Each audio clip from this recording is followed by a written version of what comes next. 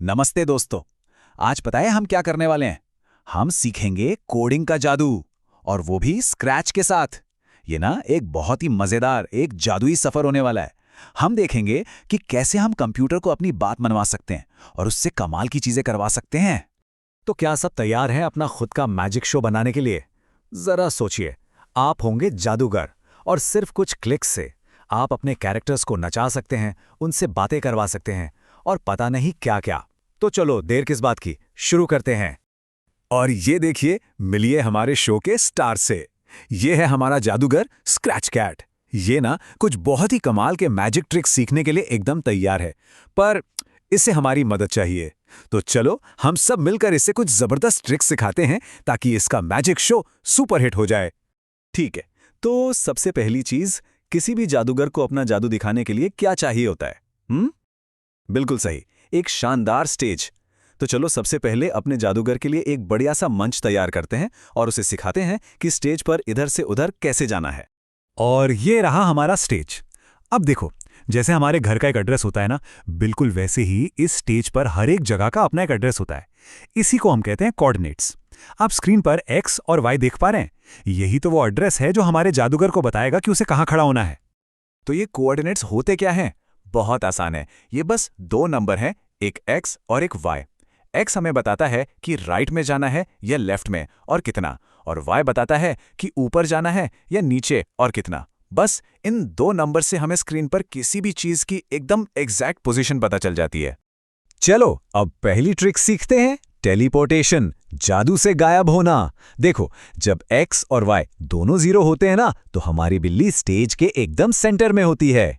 अब देखना, 1 2 3, बूम! जैसे ही हमने एक्स को 100 किया, बिल्ली राइट की तरफ खिसक गई, और फिर जूम! वाई को 50 करते ही वो वहीं से ऊपर चली गई। देखा, हमने सिर्फ नंबर्स बदले और उसे टेलीपोर्ट कर दिया। है ना कमाल?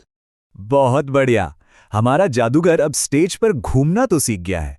अब बारी है उसे कुछ मैजिक वर्ड सिखाने की, ऐसे जादुई शब्द जिन्हें बोलते ही मैजिक शुरू हो जाए। पता है, कोडिंग की दुनिया में इन जादुई शब्दों को इवेंट्स कहते हैं। तो ये इवेंट होता क्या है? ये ना एक गोस्ट सिग्नल की तरह है। सोचो, जैसे ही स्कूल की घंटी बजती है, सब क्लास के लिए भागते हैं, है ना? तो वो घंटी बजना ही एक इवेंट है। ये हमारे कोड को बताता है, चलो अब शुरू हो जाओ। स्क्रैच में हमारी सबसे कॉमन मैजिक वॉन्ड यानी जादुई छड़ी पता है क्या है? ये हरा झंडा, द ग्रीन फ्लैग। जब भी हम इस पे क्लिक करते हैं तो हम अपने जादूगर को कहते हैं, एक्शन, जादू शुरू करो।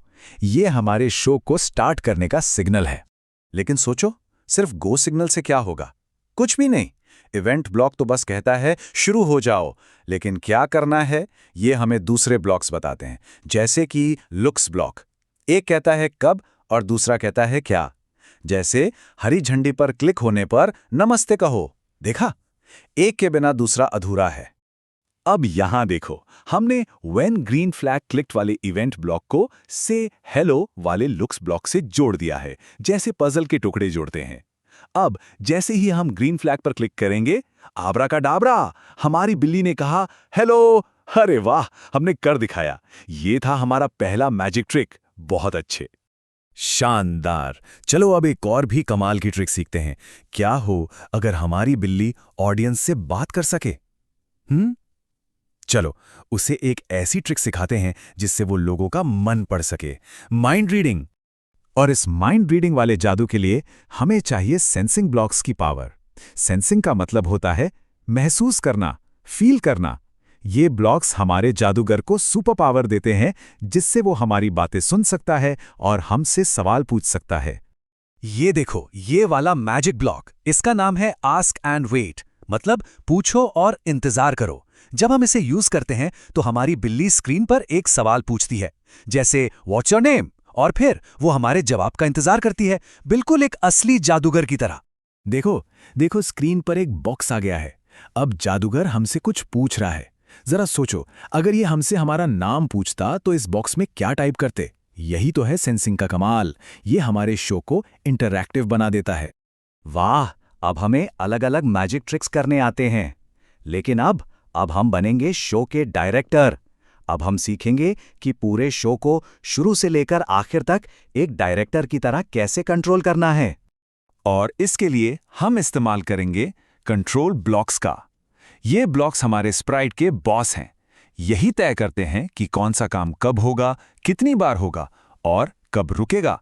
एक तरह से यही हमारे मैजिक शो के डायरेक्टर हैं।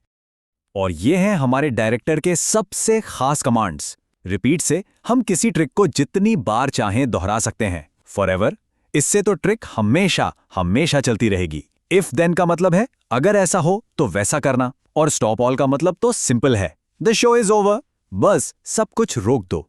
तो अब हम सारे जादुई राज सीख चुके हैं, कोऑर्डिनेट्स, इवेंट्स, सेंसिंग और कंट्रोल। तो अब असली जादूगर बनने की बारी हमारी है।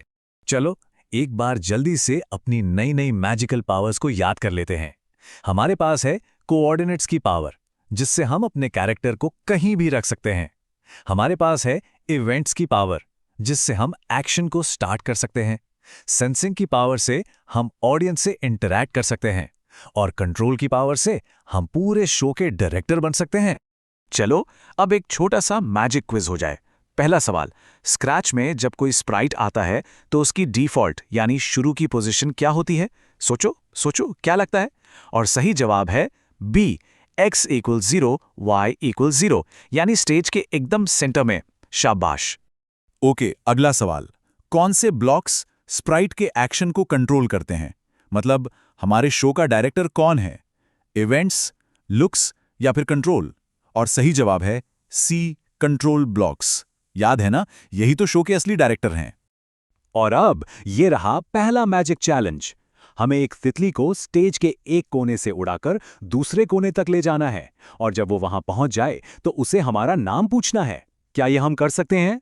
बिल्कुल कर सकते हैं। अपनी सारी मैजिकल पावर्स का इस्तेमाल करो।